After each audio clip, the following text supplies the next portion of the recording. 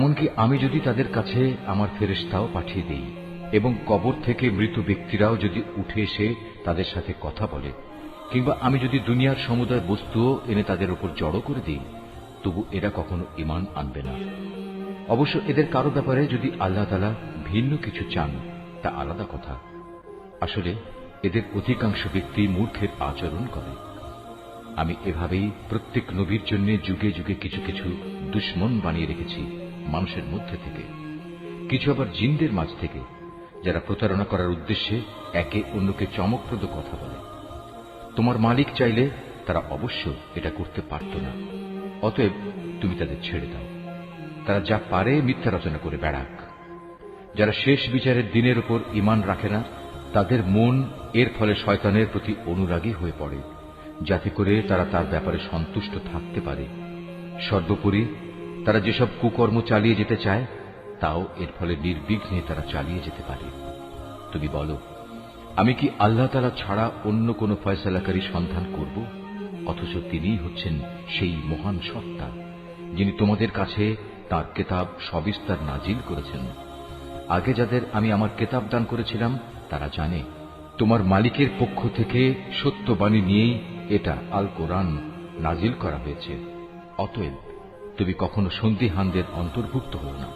ন্যায় ও ইনসাফের আলোকে তোমার মালিকের কথাগুলো পরিপূর্ণ এবং তার এ কথা পরিবর্তন করার কেউ নেই। তিনি সর্বশ্রোতা, সর্বজ্ঞ।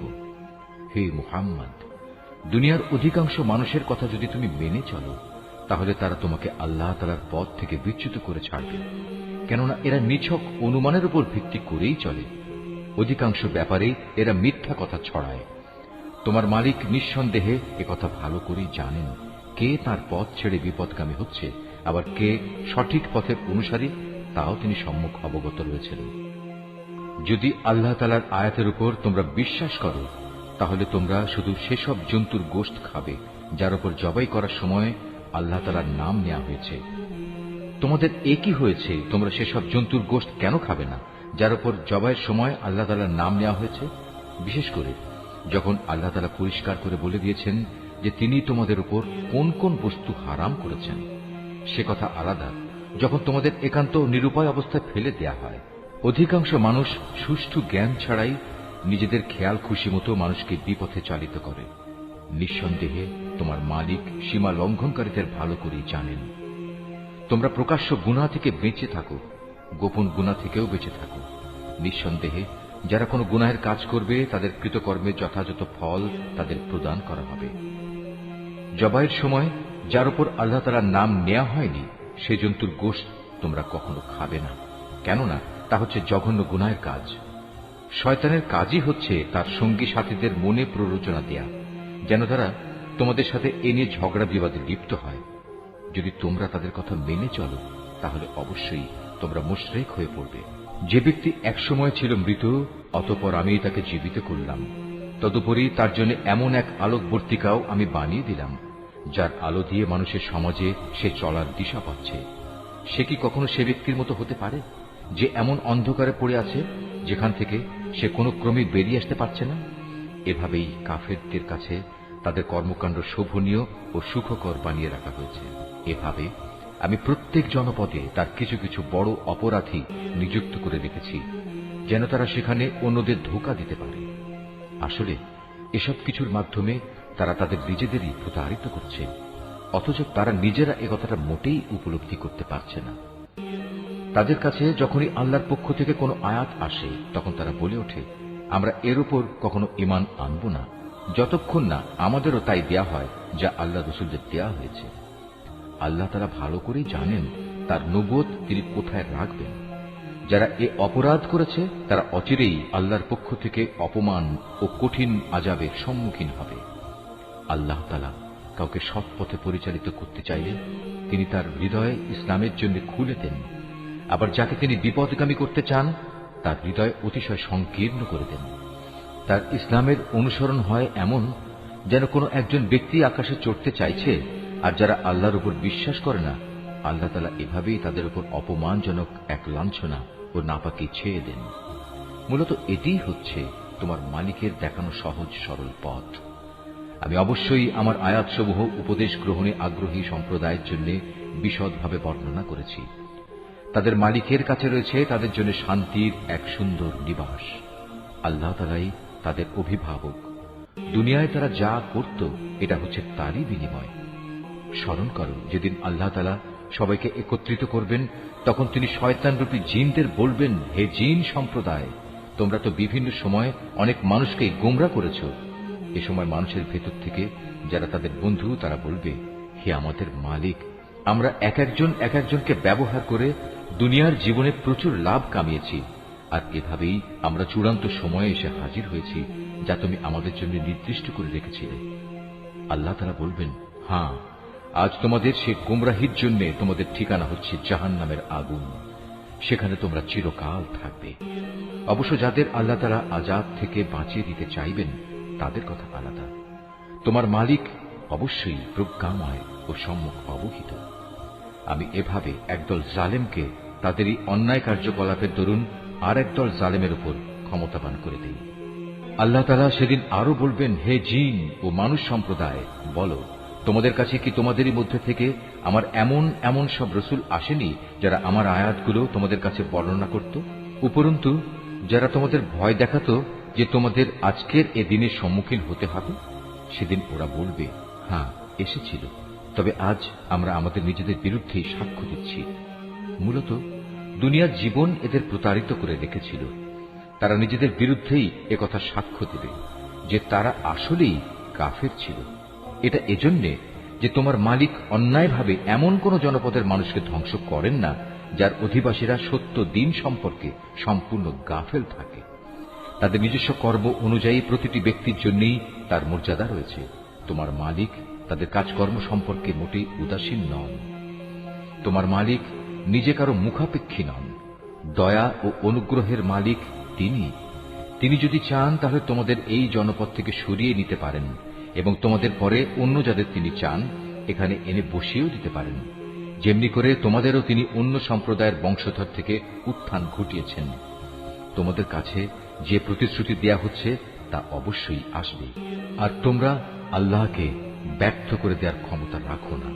তাদের তুমি বলে দাও, হে আমার জাতি, তোমরা নিজ নিজ জায়গায় যা যা করার করে যাও, আমিও আমার করণীয় করে যাব। অচিরেই তোমরা জানতে পারবে কার জন্য পরিণামের সুন্দর ঘর নির্দিষ্ট রয়েছে। জালেমরা কখনো সাফল্য লাভ করতে পারে না। স্বয়ং আল্লাহ তাআলা যে শস্য উৎপাদন করেছেন এবং গবাদি পশু সৃষ্টি করেছেন, এই মূর্খ ব্যক্তিরা তারই এক অংশ আল্লাহর জন্য নির্দিষ্ট করে রাখে এবং নিজেদের খেয়াল খুশি মতো একথা বলে, এ অংশ হচ্ছে আল্লাহর জন্য আর এ অংশ হচ্ছে আমাদের দেবতার জন্য। অতঃপর যা তাদের দেবতাদের জন্য রাখা হয় তা কখনো আল্লাহর কাছ পর্যন্ত পৌঁছায় না। যদিও আল্লাহর নামে যে ভাগ রাখা হয় তা শেষতক তাদের দেবতাদের কাছে গিয়েই পৌঁছে। কত নিকৃষ্ট তাদের এই বিচার! এভাবে বহু মুশরিকের ক্ষেত্রেই তাদের দেব দেবীরা তাদের আপন সন্তানদের হত্যা করার জঘন্য কাজও একান্ত শোভনীয় করে রেখেছে। এর উদ্দেশ্য হচ্ছে তাদের ধ্বংস সাধন করা এবং তাদের গোটা জীবন বিধানকেই তাদের কাছে সন্দেহের বিষয়ে পরিণত করে দেয়া। অবশ্য আল্লাহ তাআলা চাইলে তারা কখনো এ কাজ করত না। অতএব তুমি তাদের ছেড়ে দাও, মিথ্যা রচনা নিয়ে তাদের তুমি কিছুদিন ব্যস্ত থাকতে দাও। তারা বলে, এসব গবাদি পশু এবং এ খাদ্যশস্য নিষিদ্ধ তালিকাভুক্ত, আমরা যাকে চাইব সে ছাড়া অন্য কেউ তা খেতে পারবে না। এটা তাদের মন গড়া একটা ধারণা মাত্র। আবার তারা মনে করে কিছু গবাদি পশু আছে যার উপর আরোহণ করা নিষিদ্ধ, আবার কিছু গবাদি পশু আছে যার উপর জবাই করার সময় তারা আল্লাহর নাম স্মরণ করে না। আল্লাহর উপর মিথ্যা রচনা করার উদ্দেশ্যেই তাদের এসব অপচেষ্টা। অচিরেই আল্লাহ তাআলা তাদের এই মিথ্যাচারের জন্য তাদের যথাযথ প্রতিফল দান করবেন।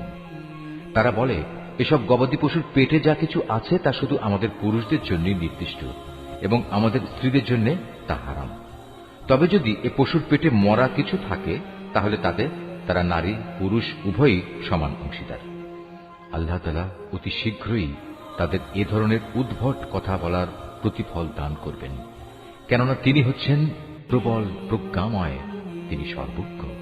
অবশ্য যারা নেহায়েত নির্বুদ্ধিতা ও অজ্ঞতার বশবর্তী হয়ে নিজেদের সন্তানদের হত্যা করল এবং আল্লাহ তাআলা তাদের যে রিজিক দান করেছেন তা নিজেদের উপর হারাম করে নিল, আল্লাহ তাআলা সম্পর্কে নানা ধরনের মিথ্যা কথা রচনা করল, এসব কাজের মাধ্যমে নিঃসন্দেহে এরা সবাই দারুণভাবে ক্ষতিগ্রস্ত হয়ে গেল।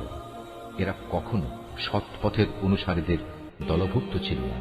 মহান আল্লাহ তাআলা, যিনি নানা প্রকারের উদ্যান বানিয়েছেন, কিছু লতাগুল্ম যা কোনো কাণ্ড ছাড়াই মাচানের উপর তুলে রাখা হয়েছে, আবার কিছু গাছ যা মাচানের উপর তুলে রাখা হয়নি, সেও কাণ্ডের উপর তা এমনিই দাঁড়িয়ে আছে।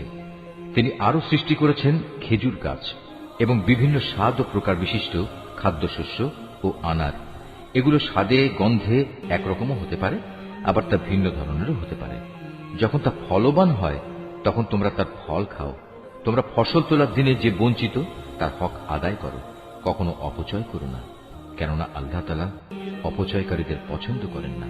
গবাদি পশুর মধ্যে কিছু পশু হচ্ছে ভারবাহী ও কিছু হচ্ছে খাবার উপযোগী। আল্লাহ তাআলা যা তোমাদের দান করেছেন তা তোমরা খাও, এবং এ পর্যায়ে কখনো শয়তানের পদাঙ্ক অনুসরণ করো না, কেননা সে হচ্ছে তোমাদের প্রকাশ্য দুশমন। আল্লাহ তাআলা তোমাদের দিয়েছেন এই 8 প্রকারের গৃহপালিত জন্তু। প্রথমত 2 মেষ, দ্বিতীয়ত 2 ছাগল। হে মুহাম্মদ, তুমি তাদের জিজ্ঞেস করো, এর নর 2 কিংবা মাদি 2 কিংবা তাদের পেটে যা কিছু আছে তার কোনটি কি আল্লাহ তাআলা তোমাদের জন্য হারাম করেছেন? তোমরা আমাকে প্রমাণ সহ বলো যদি তোমরা সত্যবাদী হও। তৃতীয়ত 2 উট, চতুর্থত 2 গরু। এর নর 2 কিংবা মাদি 2 কি আল্লাহ তাআলা হারাম করেছেন, অথবা এদের উভয়ের পেটে যা কিছু আছে তাকে তিনি তোমাদের জন্য হারাম করেছেন? আল্লাহ তাআলা যখন এ আদেশ দিয়েছিলেন তখন তোমরা কি সেখানে উপস্থিত ছিলে? অতঃপর তার চাইতে বড় জালেম আর কে হতে পারে, যে মানুষকে গোমরা করার জন্য অজ্ঞতাবশত আল্লাহর নামে মিথ্যা কথা রচনা করে? নিশ্চয়ই আল্লাহ তাআলা সীমা লঙ্ঘনকারী সম্প্রদায়কে সঠিক পথে পরিচালিত করেন না। হে মুহাম্মদ, তুমি এদের বলো, আমার কাছে যে ওহী পাঠানো হয়েছে তাতে একজন ভোজনকারী মানুষ সাধারণত যা খেতে পারে তার মধ্যে এমন কোন জিনিস তো আমি পাচ্ছি না যা হারাম করা হয়েছে। হ্যাঁ, তা যদি মরা জন্তু, প্রবাহিত রক্ত এবং শুয়োরের গোশত হয় তাহলে তা অবশ্যই হারাম, কেননা এসব হচ্ছে নাপাক। অথবা এমন এক অবৈধ জন্তু যা আল্লাহ ছাড়া অন্য কারো নামে জবাই করা হয়েছে। তবে যদি কাউকে নাফরমানি এবং সীমা লঙ্ঘনজনিত অবস্থা ব্যতি রেখে এর কোন একটি জিনিস খেতে বাধ্য করা হয়, তাহলে তার ক্ষেত্রে তোমার মালিক অবশ্যই ক্ষমাশীল ও পরম দয়ালু। আর আমি ইহুদিদের জন্য নখযুক্ত সব পশুই হারাম করে দিয়েছি। গরু এবং ছাগলের চর্বিও আমি তাদের জন্য হারাম করেছি। তবে জন্তুর চর্বির যা কিছু পিঠ, আঁত কিংবা হাড়ের সাথে জড়ানো থাকে তা হারাম নয়। এভাবেই এগুলো হারাম করে আমি তাদের অবাধ্যতার শাস্তি দিয়েছিলাম। নিঃসন্দেহে আমি সত্যবাদী। এরপরেও যদি তারা তোমাকে মিথ্যাবাদী বলে তাহলে তুমি বলো, অবশ্যই তোমাদের মালিক এক বিশাল দয়ার আধার। তবে অপরাধীদের উপর থেকে তাঁর শাস্তি কেউই ফেরাতে পারবে না। অচিরেই এ মুশরিক লোকগুলো বলতে শুরু করবে, যদি আল্লাহ তাআলা চাইতেন তাহলে আমরা ও আমাদের পূর্বপুরুষরা তো শিরক করতাম না, আর এভাবে আমরা কোনো জিনিসও নিজেদের উপর হারাম করে নিতাম না। তুমি তাদের বলো, এর আগেও অনেকে এভাবে আল্লাহর আয়াতকে অস্বীকার করেছে, অবশেষে তারা আমার শাস্তির স্বাদ ভোগ করেছে। তুমি তাদের জিজ্ঞেস করো, তোমাদের কাছে কি সত্যি এমন কোন জ্ঞান মজুদ আছে? থাকলে অতঃপর তা বের করে আমার কাছে নিয়ে এসো। তোমরা তো কল্পনার উপর নির্ভর করে কথা বলো এবং হামেশাই মিথ্যার অনুসরণ করো। তুমি আরো বলো, সবকিছুর চূড়ান্ত প্রমাণ তো আল্লাহ তাআলার কাছেই রয়েছে। তিনি যদি চাইতেন তাহলে তিনি তোমাদের সবাইকেই সৎ পথে পরিচালিত করে দিতেন। হে মুহাম্মদ, তুমি বলো, যাও তোমাদের সেসব সাক্ষী নিয়ে এসো যারা একথা সাক্ষ্য দেবে যে আল্লাহ তাআলাই এসব জিনিস তোমাদের উপর হারাম করেছেন। তাদের মধ্যে কিছু সাক্ষী যদি সাক্ষ্য দেয়ও, তবু তুমি তাদের সাথে কোনো সাক্ষ্য দিও না। যারা আমার আয়াতকে অস্বীকার করেছে, যারা পরকালের উপর ঈমান আনেনি, উপরন্তু যারা অন্য কিছুকে তাদের মালিকের সমকক্ষ মনে করে, তাদের তুমি কখনো অনুসরণ করো না। হে মুহাম্মদ, তুমি বলো, এসো আমি বরং তোমাদের বলে দেই তোমাদের মালিক কোন কোন জিনিস তোমাদের জন্য হারাম করেছেন। সেই জিনিসগুলো হচ্ছে, তোমরা তাঁর সাথে অন্য কিছুকে শরীক করবে না, পিতামাতার সাথে ভালো ব্যবহার করবে, দারিদ্র্যের আশঙ্কায় কখনো নিজেদের সন্তানকে হত্যা করবে না, কেননা আমি তোমাদের ও তাদের উভয়েরই আহার যোগাই। প্রকাশ্যে হোক কিংবা গোপনে হোক তোমরা অশ্লীলতার কাছেও যাবে না। আল্লাহ তাআলা যে জীবনকে তোমাদের জন্য মর্যাদাবান করেছেন তাকে কখনো যথার্থ কারণ ব্যতি রেখে হত্যা করো না। এ হচ্ছে কতিপয় নির্দেশ। আল্লাহ তাআলা এর মাধ্যমে তোমাদের আদেশ দিয়েছেন, এগুলো যেন তোমরা মেনে চলো। আশা করা যায় তোমরা তাঁর বাণীসমূহ অনুধাবন করতে পারবে। তোমরা কখনো এতিমদের সম্পদের কাছেও যাবে না। তবে উদ্দেশ্য যদি নেক হয় তাহলে সে একটা নির্দিষ্ট বয়স সীমার পৌঁছা পর্যন্ত কোনো পদক্ষেপ নিলে তা ভিন্ন কথা। পরিমাপ ও ওজন করার সময় ন্যায্যভাবেই তা করবে।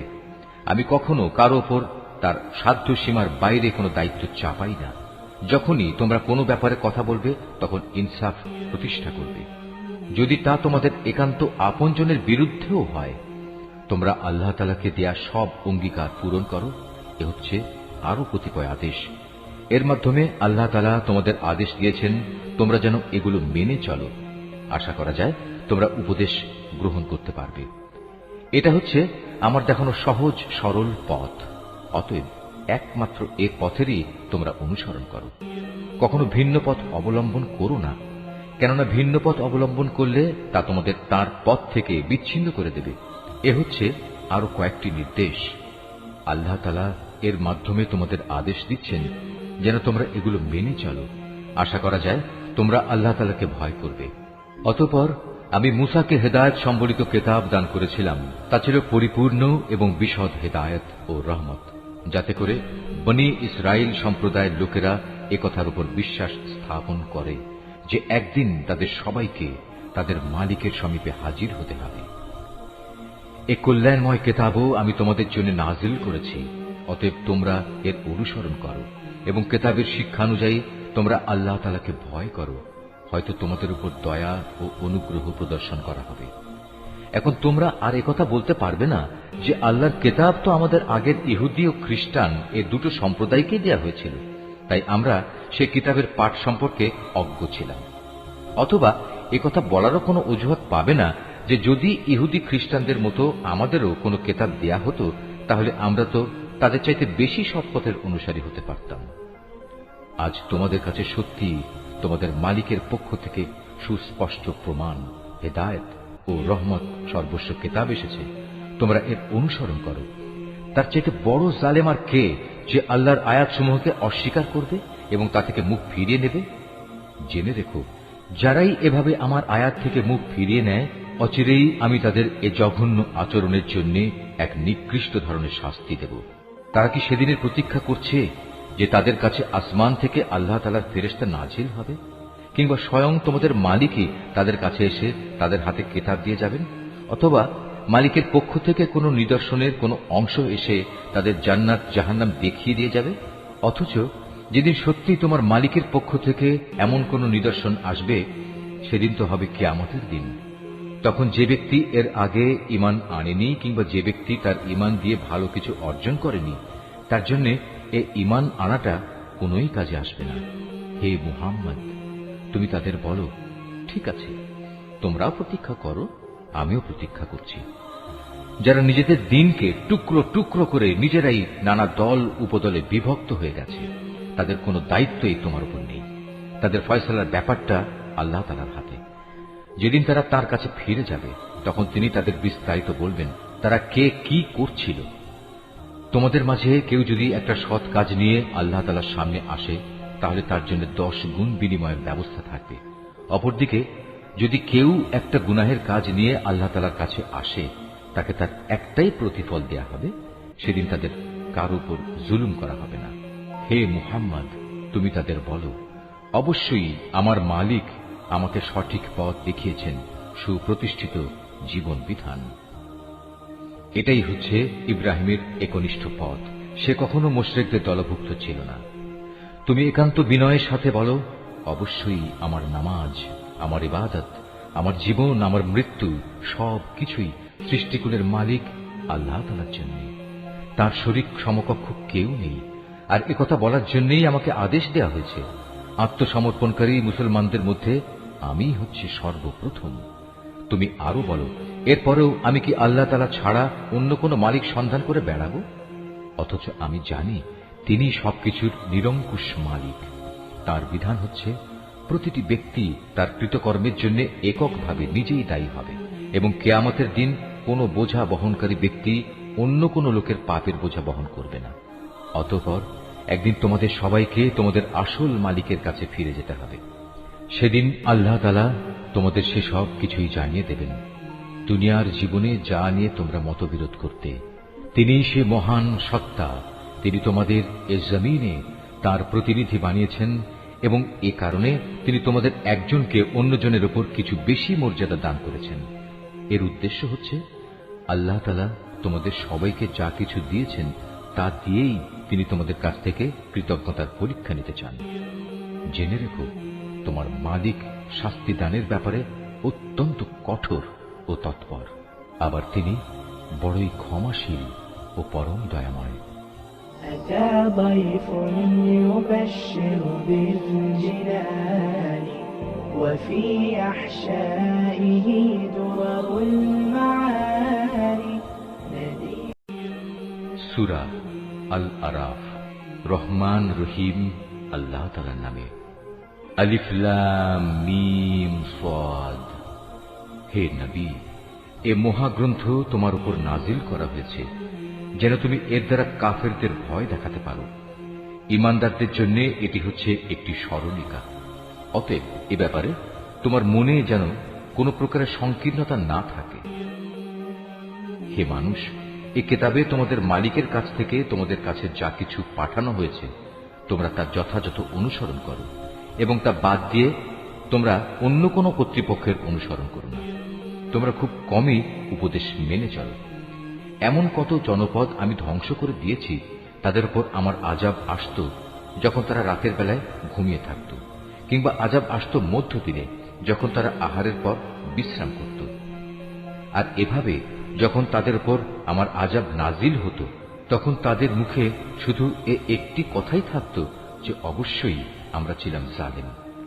যাদের কাছে নবী পাঠানো হয়েছিল অবশ্যই আমি তাদের জিজ্ঞেস করব। একইভাবে রাসূলদেরও আমি প্রশ্ন করব মানুষরা তাদের সাথে কি আচরণ করেছে। অতঃপর আমি আমার নিজস্ব জ্ঞান দ্বারা তাদের প্রত্যেকের কাছে প্রত্যেকের কার্যগুলি খুলে খুলে বর্ণনা করব, কারণ আমি তো সেখানে অনুপস্থিত ছিলাম না। সেদিন পাপ পুণ্যের পরিমাপ ঠিকভাবেই করা হবে। সেদিন যাদের নেকি ওজনের পাল্লায় ভারী হবে তারাই সফল হবে, আর যাদের পাল্লা সেদিন হালকা হবে তারা হচ্ছে এমন সব লোক যারা নিজেরাই নিজেদের ক্ষতি সাধন করেছে, কারণ এরা দুনিয়ার জীবনে আমার আয়াতসমূহ নিয়ে বাড়াবাড়ি করত। আমি তোমাদের এই জমিনের উপর প্রতিষ্ঠিত করেছি, এজন্য আমি তাতে তোমাদের জন্য সব ধরনের জীবিকার ব্যবস্থাও করে দিয়েছি, কিন্তু তোমরা আমার নিয়ামতের খুব কমই শুকর আদায় করে থাকো। আমি তোমাদের বানিয়েছি, অতঃপর আমি তোমাদের বিভিন্ন আকার অবয়ব দান করেছি। অতএব আমি ফেরেশতাদের বলেছি সম্মানের নিদর্শন হিসেবে তোমরা আদমকে সাজদা করো। তখন আমার আদেশে সবাই আদমকে সাজদা করল, একমাত্র ইবলিস ছাড়া। সে কিছুতেই সাজদাকারীদের মধ্যে শামিল হল না। আল্লাহ তাআলা বললেন, হে ইবলিস, আমি যখন নিজেই তোমাকে সাজদা করার আদেশ দিলাম তখন কোন জিনিস তোমাকে সাজদা করা থেকে বিরত রাখল? ইবলিস বলল, আমি কেন তাকে সাজদা করব? আমি তো তার চেয়ে উত্তম, কারণ তুমি আমাকে বানিয়েছ আগুন থেকে আর তাকে বানিয়েছ মাটি থেকে। আল্লাহ তাআলা বললেন, তুমি এক্ষুনি এখান থেকে নেমে যাও। এখানে বসে অহংকার করবে এটা তোমার পক্ষে কখনো সাজে না। যাও, এখান থেকে বেরিয়ে যাও, কেননা তুমি অপমানিতদেরই একজন। সে বলল, হে আল্লাহ, তুমি আমাকে সেদিন পর্যন্ত শয়তানি করার অবকাশ দাও যেদিন এ আদম সন্তানদের পুনরায় কবর থেকে ওঠানো হবে। আল্লাহ তাআলা বললেন, হ্যাঁ যাও, যাদের অবকাশ দেয়া হয়েছে তুমিও তাদের একজন। সে বলল, যেহেতু তুমি এ আদমের জন্যই আমাকে পথভ্রষ্ট করলে, তাই আমিও এদের গুমরাহ করার জন্য অবশ্যই তোমার প্রদর্শিত প্রতিটি সরল পথের বাঁকে বাঁকে ওত পেতে বসে থাকব। অতঃপর তাদের পথভ্রষ্ট করার জন্য আমি তাদের কাছে অবশ্যই আসব তাদের সামনের দিক থেকে, তাদের পেছন দিক থেকে, তাদের ডান দিক থেকে, তাদের বাঁ দিক থেকে। ফলে তুমি এদের অধিকাংশ লোককেই তোমার নিয়ামতের প্রতি কৃতজ্ঞতা আদায়কারী হিসেবে দেখতে পাবে না। আল্লাহ তাআলা বললেন, বের হয়ে যাও তুমি এখান থেকে অপমানিত ও বিতাড়িত অবস্থায়। আদম সন্তানের যারাই তোমার অনুসরণ করবে তাদের এবং তোমাদের সবাইকে দিয়ে নিশ্চয়ই আমি জাহান্নাম পূর্ণ করে দেব। আল্লাহ তাআলা আদমকে বললেন, তুমি এবং তোমার সঙ্গিনী জান্নাতে বসবাস করতে থাকো এবং এর যেখান থেকে যা কিছু চাও তা তোমরা খেতে পারো, কিন্তু এই গাছটির কাছে যেও না, গেলে তোমরা উভয়ই জালেমদের মধ্যে শামিল হয়ে যাবে। অতঃপর শয়তান তাদের দুজনকেই কুমন্ত্রণা দিল যেন সে তাদের নিজেদের লজ্জাস্থানসমূহ, যা তাদের পরস্পরের কাছ থেকে গোপন করে রাখা হয়েছিল, প্রকাশ করে দিতে পারে। সে তাদের আরো বলল, তোমাদের মালিক তোমাদের এই গাছটির কাছে যাওয়া থেকে তোমাদের যে বারণ করেছেন তার উদ্দেশ্য এছাড়া আর কিছুই নয় যে সেখানে গেলে তোমরা উভয়ই ফেরেশতা হয়ে যাবে, অথবা এর ফলে তোমরা জান্নাতে চিরস্থায়ী হয়ে যাবে। সে তাদের কাছে কসম করে বলল, আমি অবশ্যই তোমাদের উভয়ের জন্য তোমাদের হিতাকাঙ্ক্ষীদের একজন। এভাবে সে এদের দুজনকেই প্রতারণার জালে আটকে ফেলল। অতঃপর এক সময় যখন তারা উভয়ই সে গাছ ও তার ফল আস্বাদন করল, তখন তাদের লজ্জাস্থানসমূহ তাদের উভয়ের সামনে খুলে গেল। সাথে সাথে তারা জান্নাতের বিভিন্ন লতাপাতা নিজেদের উপর জড়িয়ে নিজেদের গোপন স্থানসমূহ ঢাকতে শুরু করল। তাদের মালিক তখন তাদের ডাক দিয়ে বললেন, আমি কি তোমাদের উভয়কে এই গাছটির কাছে যাওয়া থেকে নিষেধ করিনি, এবং আমি কি তোমাদের একথা বলে দেইনি যে শয়তান হচ্ছে তোমাদের উভয়ের প্রকাশ্য দুশমন? নিজেদের ভুল বুঝতে পেরে তারা দুজনেই বলে উঠল, হে আমাদের মালিক, আমরা আমাদের নিজেদের উপর জুলুম করেছি। তুমি যদি আমাদের মাফ না করো তাহলে অবশ্যই আমরা চরম ক্ষতিগ্রস্তদের দলে শামিল হয়ে যাব। আল্লাহ তাআলা বললেন, এবার তোমরা সবাই এখান থেকে নেমে যাও। আজ থেকে তোমরা ও শয়তান চিরদিনের জন্য একে অপরের দুশমন। সুনির্দিষ্ট সময় পর্যন্ত পৃথিবীতে থাকার উদ্দেশ্যে তোমাদের জন্য সেখানে বসবাসের জায়গা ও জীবন সামগ্রীর ব্যবস্থা থাকবে। আল্লাহ তাআলা আরো বললেন, তোমরা সেখানেই জীবন যাপন করবে, সেখানেই তোমরা মৃত্যুবরণ করবে এবং সেখান থেকেই তোমাদের পুনরায় বের করে আনা হবে। হে আদম সন্তানরা, আমি তোমাদের উপর পোশাক সংক্রান্ত বিধান পাঠিয়েছি, যাতে করে এর দ্বারা তোমরা তোমাদের গোপন স্থানসমূহ ঢেকে রাখতে পারো এবং নিজেদের সৌন্দর্যও ফুটিয়ে তুলতে পারো। তবে আসল পোশাক হচ্ছে কিন্তু তাকওয়ার, আল্লাহর ভয় জাগ্রতকারী পোশাক, আর এটা হচ্ছে উত্তম পোশাক এবং এটা আল্লাহর নিদর্শনসমূহেরও একটি অংশ। এর উদ্দেশ্য হচ্ছে যাতে করে মানুষরা এর থেকে শিক্ষা গ্রহণ করতে পারে। হে আদমের সন্তানরা, শয়তান যেভাবে তোমাদের পিতামাতাকে জান্নাত থেকে বের করে দিয়েছে, তেমনি করে তোমাদেরও সে যেন প্রতারিত করতে না পারে। শয়তান তাদের উভয়ের দেহ থেকে তাদের পোশাক খুলে ফেলেছিল, যাতে করে তাদের উভয়ের গোপন স্থানসমূহ উভয়ের কাছে উন্মুক্ত হয়ে পড়ে। মূলত সে নিজে এবং তার সঙ্গী সাথীরা তোমাদের এমন সব স্থান থেকে দেখতে পায় যেখান থেকে তোমরা তাদের দেখতে পাও না। যারা আমাকে বিশ্বাস করে না তাদের জন্য শয়তানকে আমি অভিভাবক বানিয়ে দিয়েছি। এদের অবস্থা হচ্ছে, তারা যখন কোনো অশ্লীল আচরণ করে তখন তারা বলে, আমরা আমাদের পূর্বপুরুষদেরও এর উপর পেয়েছি, স্বয়ং আল্লাহ তাআলাই আমাদের এর নির্দেশ দিয়েছেন। হে নবী, তুমি বলো, আল্লাহ তাআলা কখনো অশ্লীল কিছুর হুকুম দেন না। তোমরা কি আল্লাহ তাআলা সম্পর্কে এমন কিছু বলছো যার ব্যাপারে তোমরা কিছুই জানো না? তুমি আরো বলো, আমার মালিক তো শুধু ন্যায় ইনসাফের আদেশ দিচ্ছেন। তার আদেশ হচ্ছে প্রতিটি ইবাদতেই তোমরা তোমাদের লক্ষ্য স্থির রাখবে, তাকেই তোমরা ডাকো, জীবন বিধান একান্তভাবে তার জন্যই খালেস করে। যেভাবে তিনি তোমাদের প্রথম সৃষ্টি করেছেন সেভাবেই তোমাদের আবার সৃষ্টি করা হবে। অতঃপর একদল লোককে তিনি সঠিক পথ দেখিয়েছেন, আর দ্বিতীয় দলটির উপর গুমরাহি ও বিদ্রোহ ভালোভাবেই চেপে বসেছে। এরাই পরবর্তী পর্যায়ে আল্লাহ তাআলাকে বাদ দিয়ে শয়তানদের নিজেদের অভিভাবক বানিয়ে নিয়েছে। এ সত্ত্বেও তারা নিজেদের সঠিক পথের উপর মনে করে। হে আদম সন্তানরা, তোমরা প্রতিটি ইবাদতের সময়ই তোমাদের সৌন্দর্য মণ্ডিত পোশাক গ্রহণ করো, তোমরা খাও এবং পান করো, তবে কোনো অবস্থাতেই অপচয় করো না, কেননা আল্লাহ তাআলা অপচয়কারীদের কখনো পছন্দ করেন না।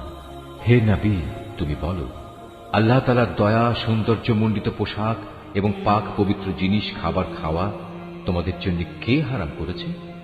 এগুলো তো আল্লাহ তাআলা স্বয়ং নিজেই তার বান্দাদের জন্য বের করে এনেছেন। তুমি বলো, এগুলো হচ্ছে সাধারণত পার্থিব পাওনা, কিন্তু কিয়ামতের দিন বিশেষভাবে এগুলো ঈমানদারদের জন্য নির্দিষ্ট থাকবে। এভাবেই আমি জ্ঞানী সমাজের জন্য আমার আয়াতসমূহ খুলে খুলে বর্ণনা করি। তুমি এদের বলো, হ্যাঁ, আমার মালিক যা কিছু হারাম করেছেন তা হচ্ছে যাবতীয় প্রকাশ্য ও অপ্রকাশ্য অশ্লীল কাজ এবং গুনাহ ও অন্যায়ভাবে বাড়াবাড়ি করা। তিনি আরো হারাম করেছেন আল্লাহর সাথে অন্য কাউকে শরীক করা, যার ব্যাপারে তিনি কখনো কোনো সনদ নাজিল করেননি, এবং আল্লাহ তাআলা সম্পর্কে তোমাদের এমন সব বাজে কথা বলা যার ব্যাপারে তোমাদের কোনোই জ্ঞান নেই। প্রত্যেক জাতির জন্যই তার উত্থান পতনের একটি সুনির্দিষ্ট মেয়াদ রয়েছে। যখন তাদের সে মেয়াদ আসবে তখন তারা এক দণ্ড বিলম্বও করবে না, তেমনি তারা এক মুহূর্ত এগিয়েও আসবে না। হে আদম সন্তানরা, শুরুতেই আমি তোমাদের বলেছিলাম, যখনই তোমাদের কাছে তোমাদের মধ্যে থেকে এমন কোন রাসূল আসবে যারা তোমাদের কাছে আমার আয়াত পড়ে শোনাবে, তখন যারা সে অনুযায়ী আমাকে ভয় করবে এবং নিজেদের সংশোধন করে নেবে তাদের কোনোই ভয় থাকবে না, তারা কখনো দুশ্চিন্তাগ্রস্তও হবে না। আর যারা আমার আয়াতসমূহকে মিথ্যা প্রতিপন্ন করবে এবং বড়াই করে এর সত্য থেকে মুখ ফিরিয়ে নেবে, তারাই হবে জাহান্নামের অধিবাসী। সেখানে তারা চিরদিন অবস্থান করবে। যে ব্যক্তি আল্লাহ তাআলা সম্পর্কে মিথ্যা রচনা করে কিংবা তার আয়াতকে মিথ্যা সাব্যস্ত করে, তার চেয়ে বড় জালেম আর কে? এরা হচ্ছে সেসব ব্যক্তি যারা কেতাবে বর্ণিত দুর্ভোগের তাদের নিজেদের অংশ পেতে থাকবে। এমনি ভাবে তাদের মৃত্যুর সময় তাদের কাছে আমার ফেরেশতারা যখন এসে হাজির হবে, তখন ফেরেশতারা বলবে, বলো তারা এখন কোথায় যাদের তোমরা আল্লাহ তাআলার বদলে ডাকতে? তারা বলবে, আজ তারা আমাদের ছেড়ে সরে গেছে। তারা সেদিন সবাই নিজেদের বিরুদ্ধে সাক্ষ্য দেবে, তারা সত্যি কাফির ছিল। আল্লাহ তাআলা বলবেন, তোমাদের আগে যেসব মানুষের দল, জিনের দল গত হয়ে গেছে, তাদের সাথে তোমরাও আজ সবাই জাহান্নামের আগুনে ঢুকে পড়ো। এমনি করে যখন এক একটি জনগোষ্ঠী জাহান্নামে দাখিল হতে থাকবে, তখন তারা তাদের আদর্শগত ভাই বোনদের উপর লানত দিতে থাকবে। এভাবে লানত দিতে দিতে যখন সবাই সেখানে গিয়ে একত্র হবে, তখন তাদের শেষের দলটি পূর্ববর্তী দলের ব্যাপারে বলবে, হে আমাদের মালিক, এরাই হচ্ছে সেসব লোক যারা আমাদের গোমরা করেছিল, তুমি এদের জাহান্নামের শাস্তি দ্বিগুণ করে দাও। আল্লাহ তাআলা বলবেন, আজ তোমাদের প্রত্যেককেই দ্বিগুণ শাস্তি দেওয়া হবে, কিন্তু তোমরা তো অনুধাবনই করতে না। তাদের প্রথম দলটি তাদের শেষের দলটিকে বলবে, হ্যাঁ, আমরা যদি অপরাধী হয়েই থাকি তবে তোমাদেরও আমাদের উপর কোনো শ্রেষ্ঠত্ব ছিল না। এ সময়ই আল্লাহর ঘোষণা আসবে, এখন তোমরা সবাই নিজ নিজ কর্মফলের বিনিময়ে জাহান্নামের আযাবের স্বাদ গ্রহণ করতে থাকো। অবশ্যই যারা আমার আয়াতসমূহকে অস্বীকার করেছে এবং দম্ভ ভরে তা থেকে মুখ ফিরিয়ে নিয়েছে, তাদের জন্য কখনো রহমত ভরা আসমানের দুয়ার খুলে দেয়া হবে না, যতক্ষণ পর্যন্ত একটি সূচের ছিদ্র পথ দিয়ে একটি উট প্রবেশ করতে না পারবে, ততক্ষণ পর্যন্ত এরা জান্নাতে প্রবেশ করতে পারবে না। আমি এভাবেই অপরাধীদের প্রতিফল দিয়ে থাকি। সেদিন তাদের জন্য নিচের বিছানাও হবে জাহান্নামের, আবার জাহান্নামই হবে তাদের উপরের আচ্ছাদন। এভাবেই জালেমদের আমি প্রতিফল দিয়ে থাকি। অপরদিকে যারা আমার উপর ঈমান এনেছে এবং নেক আমল করেছে, আমি তাদের কারো উপর তাদের সাধ্যের বাইরে দায়িত্বভার অর্পণ করি না। এই নেক লোকেরাই হচ্ছে জান্নাতের অধিবাসী, তারা সেখানে চিরদিন থাকবে। তাদের মনের ভেতর পরস্পরের বিরুদ্ধে যে ঘৃণা বিদ্বেষ লুকিয়েছিল তা আমি সেদিন বের করে ফেলে দেব। তাদের জন্য নির্দিষ্ট জান্নাতের পাদদেশ দিয়ে ঝর্ণাধারা প্রবাহিত হবে। এসব দেখে তারা বলবে, সমস্ত প্রশংসা আল্লাহ তাআলার জন্য, যিনি আমাদের এই পুরস্কারের স্থানটি দেখিয়েছেন।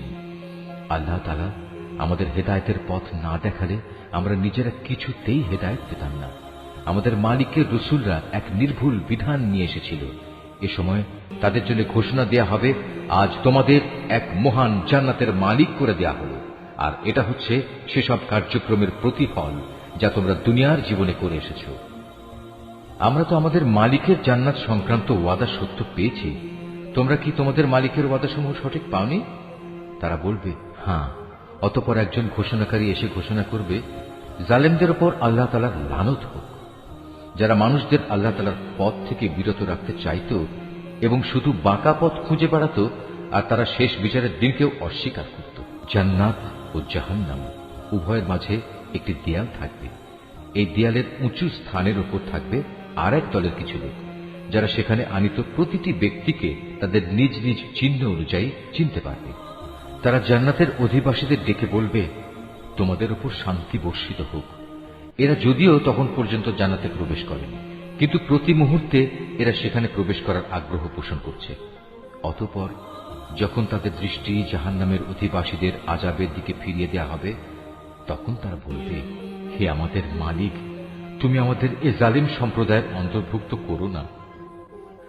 অতঃপর পার্থক্য নির্ণয়কারী সে দেয়ালের উঁচু স্থানে অবস্থানকারী ব্যক্তিরা জাহান্নামের কিছু লোককে, যাদের তারা কোনো বিশেষ লক্ষণের ফলে চিনতে পারবে, ডেকে বলবে, তোমাদের দলবল কোনোটাই তো আজ কাজে এলো না, না কাজে এলো তোমাদের অহংকার যা তোমরা করতে।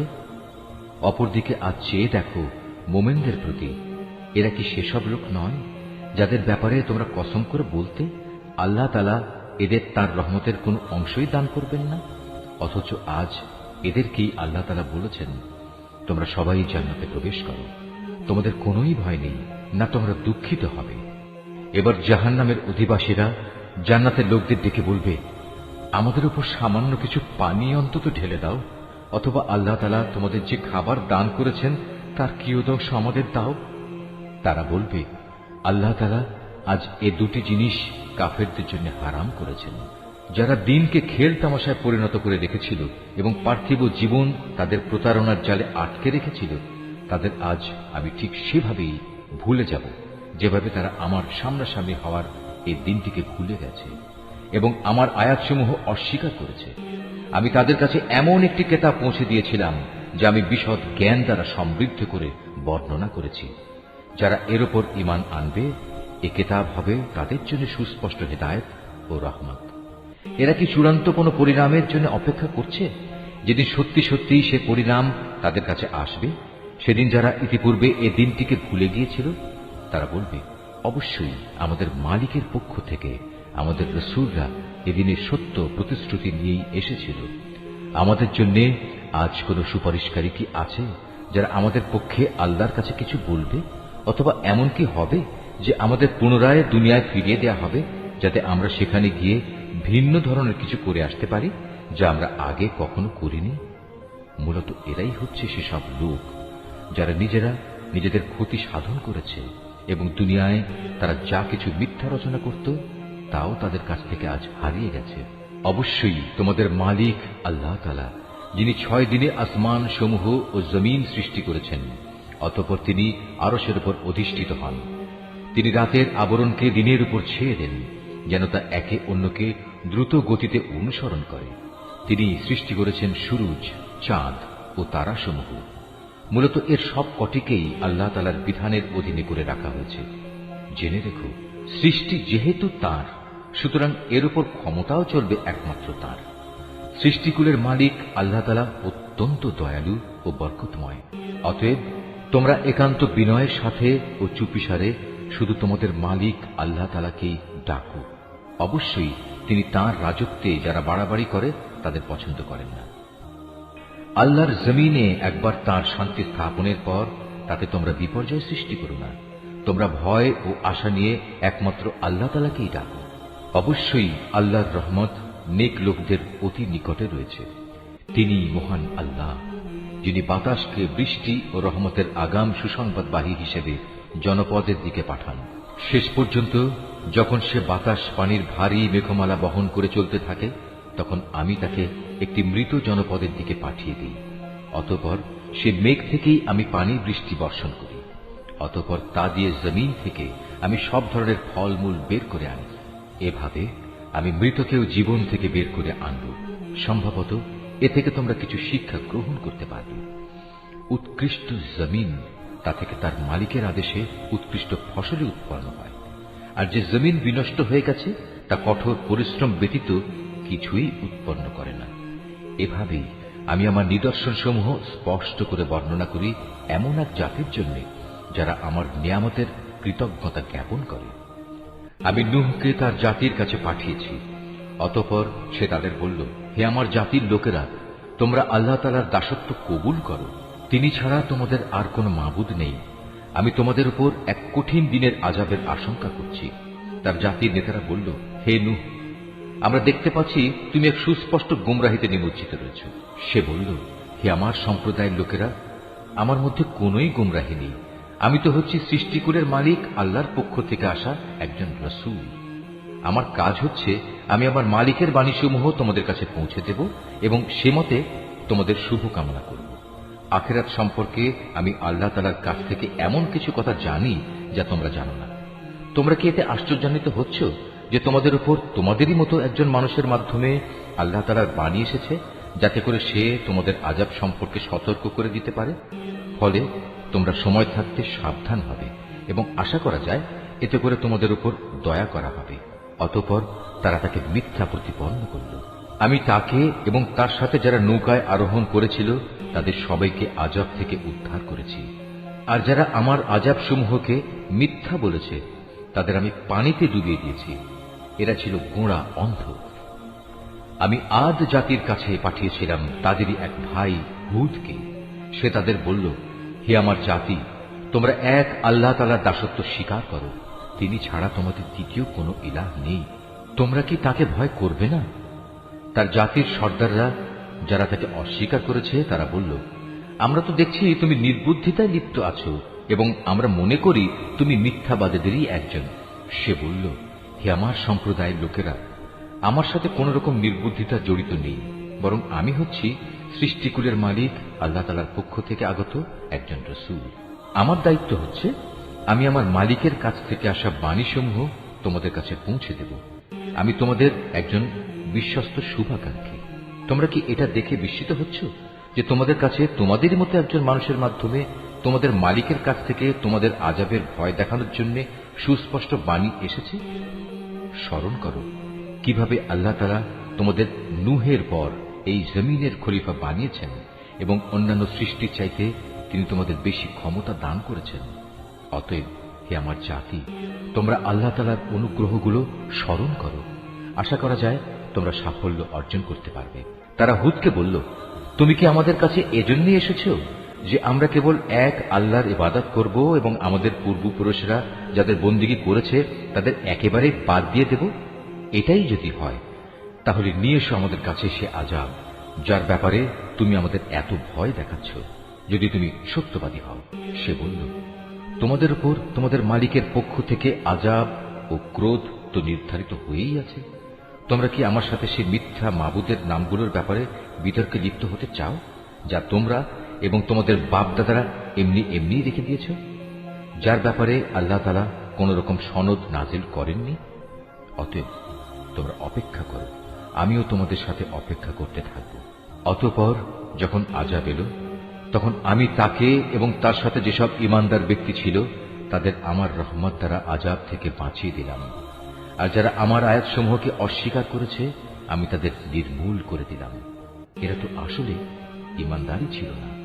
সমুদ জাতির কাছে আমি পাঠিয়েছিলাম তাদেরই এক ভাই সালেহকে।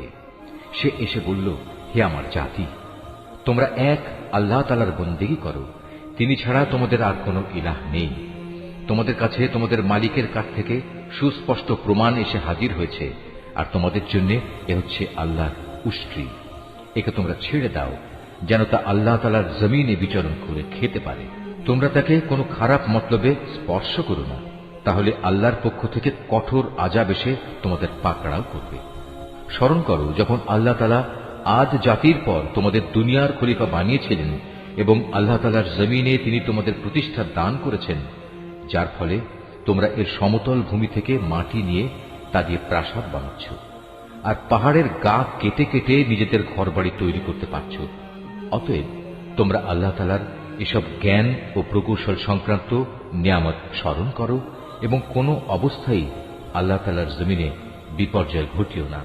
তার জাতির সেসব নেতৃস্থানীয় লোক যারা নিজেদের গৌরবের বড়াই করে বেড়াত, অপেক্ষাকৃত দুর্বল শ্রেণীর লোকদের যারা তাদের মধ্যে থেকে তার উপর ঈমান এনেছে, বলল, তোমরা কি সত্যি জানো সালেহ আল্লাহ তাআলার পাঠানো একজন রাসূল? তারা বলল, হ্যাঁ, তার উপর যে বাণী পাঠানো হয়েছে আমরা তা বিশ্বাস করি। অতঃপর সে অহংকারী লোকেরা বলল, তোমরা যা কিছুতে বিশ্বাস করো আমরা তা অস্বীকার করি। অতএব তারা উষ্ট্রিটিকে মেরে ফেলল এবং এর দ্বারা তারা তাদের মালিকের নির্দেশের স্পষ্ট বিরোধিতা করল এবং তারা বলল, হে সালেহ, আমরা তো উষ্ট্রিটিকে মেরে ফেললাম। যদি তুমি সত্যিই রাসূল হয়ে থাকো তাহলে সে আযাব নিয়ে এসো যার ওয়াদা তুমি আমাদের দিচ্ছ। অতঃপর এক প্রলয়ঙ্কারী ভূমিকম্প তাদের গ্রাস করে ফেলল, ফলে তারা নিজেদের ঘরেই মুখ থুবড়ে পড়ে রইল। অতঃপর সে তাদের কাছ থেকে অন্যদিকে চলে গেল এবং সে নিজের জাতিকে বলল, আমি আমার মালিকের সতর্কবাণী তোমাদের কাছে পৌঁছে দিয়েছিলাম এবং তোমাদের জন্য কল্যাণও কামনা করেছিলাম, কিন্তু তোমরা তো কোনো কল্যাণকামীদের পছন্দই করো না। আমি লূতকেও পাঠিয়েছিলাম, যখন সে তার জাতিকে বলেছিল, তোমরা এমন এক অশ্লীলতার কাজ করছো যা তোমাদের আগে সৃষ্টিকুলের আর কেউ কখনো করেনি। তোমরা যৌন তৃপ্তির জন্য নারীদের বাদ দিয়ে পুরুষদের কাছে যাও। আসলে তোমরা হচ্ছে এক সীমা লঙ্ঘনকারী জাতি। তার জাতির কাছে তখন একথা বলা ছাড়া আর কোনো জবাবই ছিল না যে সবাই মিলে তাদের তোমাদের জনপদ থেকে বের করে দাও, কেননা এরা হচ্ছে কতিপয় পাক পবিত্র মানুষ। অতঃপর যখন আমার আযাব এলো, তখন আমি তাকে এবং তার পরিবার পরিজনকে উদ্ধার করলাম, তার স্ত্রীকে ছাড়া। সে আযাবে কবলিত হয়ে পেছনের লোকদের মধ্যে শামিল থেকে গেল। আমি তাদের উপর প্রচন্ড আযাবের বৃষ্টি বর্ষণ করতে থাকলাম।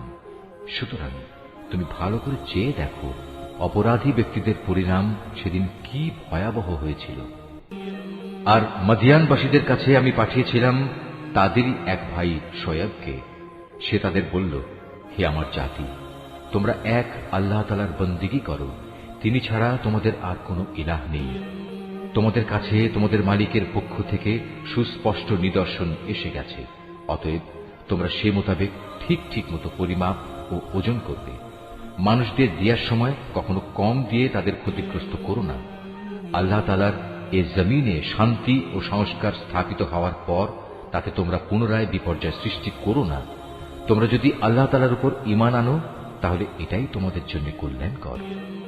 প্রতিটি রাস্তায় তোমরা এজন্য বসে থেকো না যে তোমরা লোকদের ভীত সন্ত্রস্ত করবে, এবং যারা ঈমান এনেছে তাদের তোমরা আল্লাহ তাআলার পথ থেকে বিরত রাখবে, আর সব সময় অহেতুক দোষ ত্রুটি খুঁজতে থাকবে। স্মরণ করে দেখো, যখন তোমরা সংখ্যায় ছিলে নিতান্ত কম, অতঃপর আল্লাহ তোমাদের সংখ্যা বাড়িয়ে দিলেন। অতএব তোমরা পুনরায় চেয়ে দেখো বিপর্যয় সৃষ্টিকারীদের পরিণাম কি হয়েছিল। আমাকে যে বাণী দিয়ে পাঠানো হয়েছে তার উপর কোন একটি জনগোষ্ঠী যদি ঈমান আনে আর একটি দল যদি তার উপর আদৌ ঈমান না আনে, তাহলে আল্লাহর কি ক্ষতি হবে? অতঃপর তোমরা ধৈর্য ধারণ করো যতক্ষণ না আল্লাহ তাআলা নিজেই আমাদের মাঝে একটা ফয়সালা করে দেন। তিনিই হচ্ছেন উত্তম ফয়সালাকারী।